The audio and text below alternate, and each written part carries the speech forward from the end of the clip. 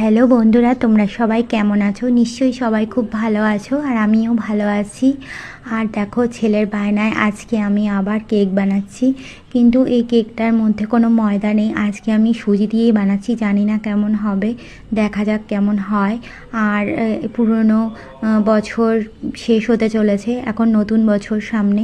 সবাই এই নতুন বছরে সুস্থ থেকো, ভালো থাকো, ভগবানের কাছে সেটাই বলি, প্রতিটা মানুষ যেন আমরা সবাই ভালো থাকতে পারি।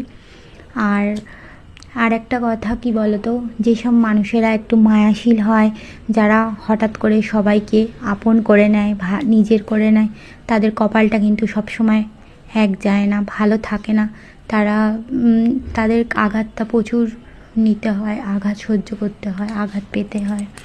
যাই হোক, সবাই তো সবার কাছে সবসময় ভালো হতে পারে না। কারোর কাছে আমি ভালো, কারোর কাছে আমি খারাপ। এইভাবে প্রতিটা মানুষ, এইভাবেই সবার জীবন চলে।